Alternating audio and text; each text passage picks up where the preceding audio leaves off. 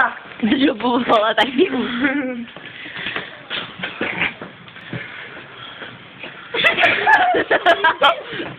Čo jste neviděli jste Lucinu? My nehlídáme. Jsem teďko přijel z Olovína. A co jako? Takhle. Já jsem teďko ve Výhodě. To v Výhodě babička mi dala vždycky na pleje. Tak půjdu se káčku si ho koupit.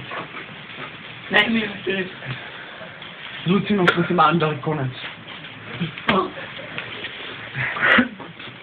Já budu Šárka. To budu kopat. Lucina ne. Psala na Facebooku, že mě miluje, protože Nechme se. Já necháš mi. Babičku dala záchranka. A Lukáš se necháme. No, Je Lukáš, nebo ne? Neptám se náhodou, že máš skovinu? Má jako, já? Ne, to jako babička mi jim vzali jako do nemocnice a tam jsou spletli oni právě to. Jak mám tady tu pináčku na Jak on vždycky koupí. Kričí. Potkali Stašenka. Jo, potkali. Pojď si dát na držku. On furt nechce zmát, já nevím proč. Jdu asi dolů, já bude klid. Neudělám. On neudělal to si rameno. Víte co, já musím ještě to babičce koupit to na třeticu tam na večerce.